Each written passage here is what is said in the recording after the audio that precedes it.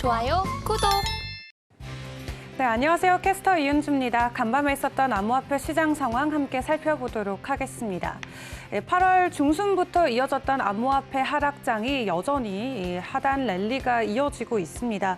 전반적으로 큰 상승 흐름을 보여주고 있지 않는 가운데 전반적인 마켓캡은 전장 대비 0.4% 소폭으로 상승 전환을 해줬는데요. 시가총액은 여전히 1조 달러 아래에서 거래가 되고 있습니다. 또 시장의 점유율을 확인할 수 있는 비트코인의 도미넌스 또한 어제와 동일하게 38.5%를 유지하면서 이 약세장을 지속적으로 이어가고 있는 모습도 확인해 보실 수 있습니다. 현재 비트코인 전일 대비 0.36% 소폭으로 하락 전환됐고 일주일 전 같은 시간 대비도 1.93% 하락하면서 여전히 2만 불 아래에서 거래가 되고 있습니다. 이 비트코인의 숏스퀴즈가 곧 다가올 것 같다라는 전문가들의 의견이 이어지고 있는 만큼 단기적으로 비트코인의 가격 상승이 어느 정도는 예견이 돼 있습니다. 이 부분과 관련해서 조금 더 자세하게 짚어보자면은 비트코인 가격과 관련해서 이 유명 암호화폐 애널리스트인 마이클 반데포페 같은 경우가 비트코인이 향후 몇 주 안으로 조정을 거친 이후에 상승 랠리를 이어갈 가능성이 있다라고 트위터를 통해서 게재를 했습니다. 비트코인이 19,300달러까지 내려갈 수 있지만 24,400달러 그리고 21,500달러를 차례대로 돌파한 이후에는 28,000에서 3만 달러까지도 한순간에 올라갈 가능성이 있다라고 시사를 했는데요. 하지만 시가총액 기준으로 봤을 때 200일의 이평선 그리고 19,000달러 이상을 유지해 줄 수 있을 때 해당 부분이 유효하다라고 다시 한번 이야기를 했습니다. 또 이 숏스퀴즈가 다가오고 있는 만큼 22,500 그리고 23,000달러까지도 올라갈 가능성이 있다라고 시사를 했고요. 다만 19,500달러에서 19,000달러의 지지선이 붕괴가 된다면은 이 숏스퀴즈 또한 무효화가 될 수 있다라고 이야기를 했습니다. 비트코인과 관련해서는 단기적인 가격 상승이 예견이 돼 있지만은 어떤 흐름이 이어져 줄 수 있을지는 지속적으로 지켜보셔야겠습니다. 이더리움 보도록 하겠습니다. 전일 대비 2%, 또 일주일 전 대비는 4% 가까이 오르면서 현재 가격은 1,600불대 거래가 되고 있습니다. 이제 머지 이벤트가 정말 10일 앞으로 다가온 만큼 가격적으로도 지속적인 변동성이 일어나지 않을까 하는 기대감도 있는데요. 비트코인이 큰 폭으로 올라주지 못하고 있으면서 이더리움의 가격 또한 좀 공격적인 모습은 보여주지 못하는 것 같습니다. 하지만 코인데스크의 최고 콘텐츠 책임자인 마이클 JKC 같은 경우는 최근에 칼럼을 통해서 이더리움 머지와 또 이더리움 가격과 관련된 본인의 의견을 적었는데요. 이더리움 머지가 아직 이더리움 가격에는 반영되지 않은 것 같다라고 개인 의견을 전했습니다. 이더리움 머지가 암호화폐 역사상 이 블록체인 프로토콜의 가장 중요한 변화 중 하나로 꼽히고 있는 만큼 가격적으로도 굉장히 좋은 영향을 가져다 줄 것으로 이야기하고 있는데 하지만 개인적으로 기관 투자자들이 이더리움 2.0에서 이더리움의 진정한 가치를 발견하지 못한 것 같다라고 이야기하면서 아직 가격적으로는 반영이 되지 않은 것 같다라고 적었습니다.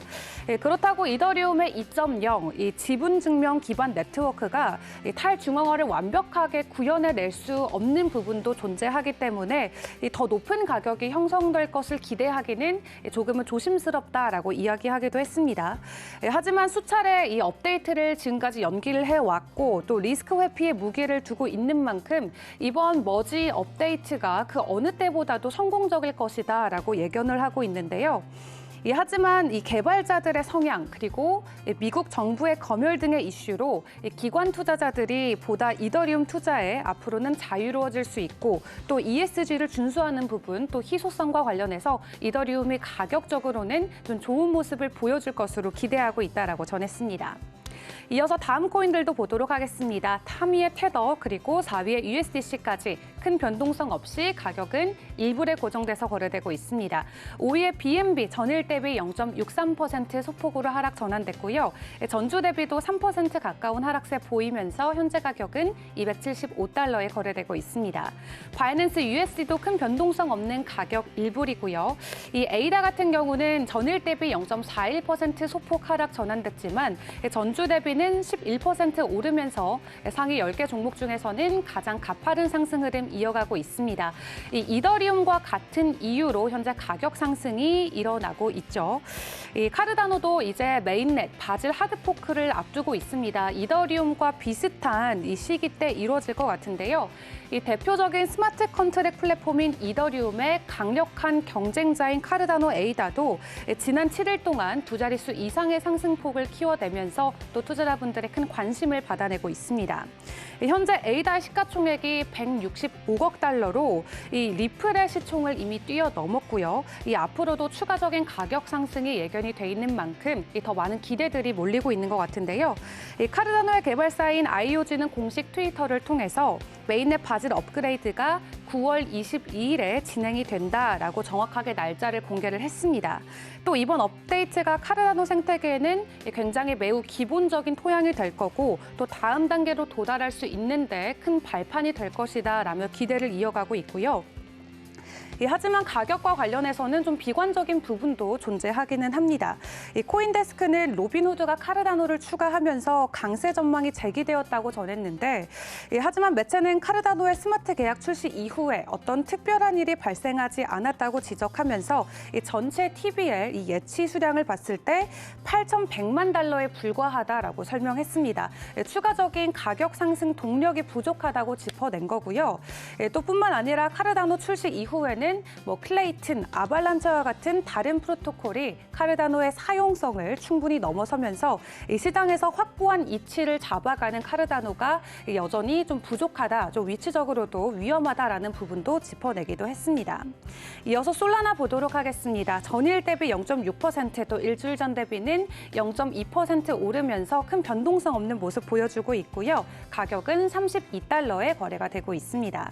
이어 12의 도지코인도 전일 대비 0.56% 소폭으로 하락 전환됐고 전주 대비도 1.4% 하락하면서 올해 들어서는 지속적으로 0.06달러대 거래가 이어지고 있습니다. 가격적으로 변동성은 없지만 그렇다고 또 유통량이 내려가지는 않으면서 시가총액 10위에서는 지속적으로 이름을 올려주고 있는 모습 확인해 보실 수 있는데요. 비트코인의 그렇다 할 어떤 상승 랠리가 없는 상황에서 전반적인 암호화폐 상황도 큰 변동성 없는 모습을 유지해주고 있습니다.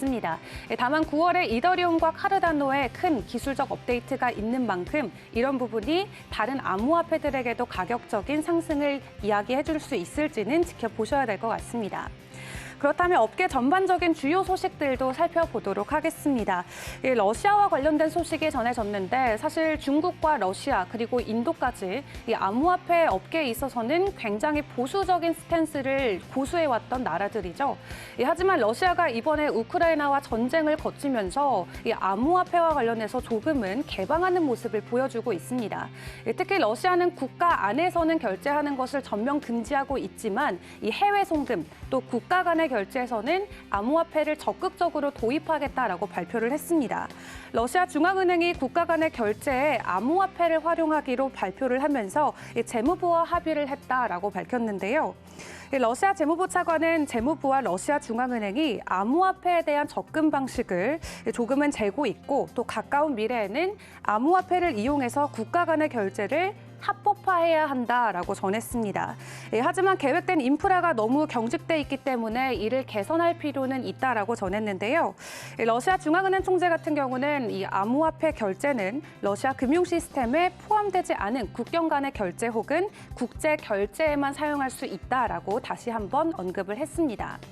이렇게 해외 송금과 관련해서 러시아에서는 암호화폐를 적극 도입하겠다는 소식이 전해졌는데 이를 놓고 영국 금융당국은 이 거래소에 러시아 제재 회피와 관련해서 의심되는 암호화폐가 있는지 보고해라라고 지시했다라고 합니다. 현재 암호화폐 거래소에 러시아 제재 회피에 사용되는 것으로 의심되는 암호화폐를 보고해야 된다라는 지시가 내려왔다라고 하는데요. 영국의 금융제재 이행국이 이 같은 사항을 기관에 보고하고 이 해당 자산을 모두 동결할 예정이라고 합니다.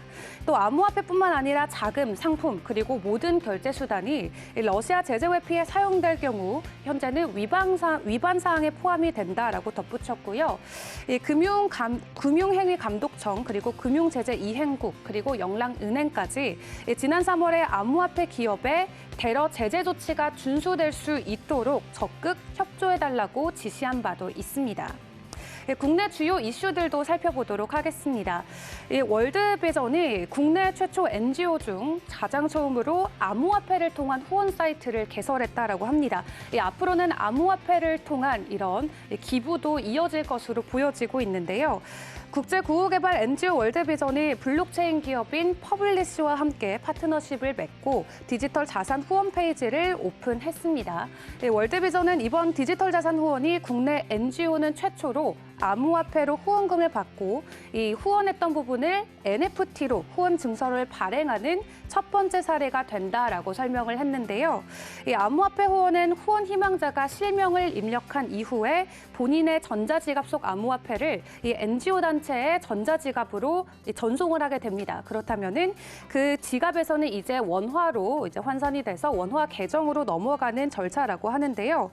이 후원금 전액은 월드비전의 꿈꾸는 아이들 사업에 사용될 예정이라고 합니다.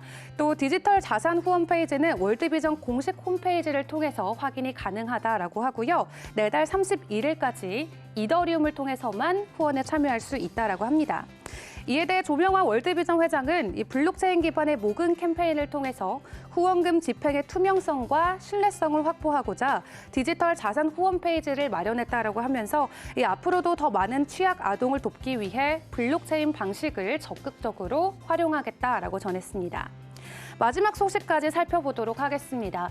이 5월에 암호화폐 시장을 말 그대로 마비시켰던 사건이었죠.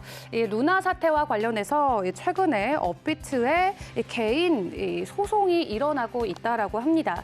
루나의 폭락으로 손해를 본 한 개인 투자자가 업비트의 운영사인 두나무를 상대로 소송을 제기했다라고 하는데요. 이 30대 투자자 A씨 같은 경우는 1억 5,600만 달러의 손해를 배상하라는 취지의 소송을 진행하고 있다라고 합니다. 베트남에 거주하고 있는 A씨 같은 경우는 본인이 보유하고 있던 1,300개의 물량을 매도하기 위해서 업비트에서 바이낸스로 보낼 때 이 지갑에 좀 문제가 생기자 이 업비트를 통해서 다시 해당 물량을 회수하려고 했는데요. 하지만 업비트는 트래블룰 준수를 좀 이야기를 하면서 반환 절차를 지속적으로 미뤄왔다라고 합니다. 그런 과정에서 이 테라와 루나가 전 세계 암호화폐 시장에서 상폐가 되면서 이 해당 부분에 대한 손해를 고스란히 떠안았다라고 이야기하는데요. 현재 업비트 측은 아직 소장을 보지 못해서 구체적인 소송 내용은 먼저 파악을 하고 추후에 공개하겠다고 합니다. 지금까지 전반적인 암호화폐 시장 상황 전해드렸습니다. 좋아요, 구독!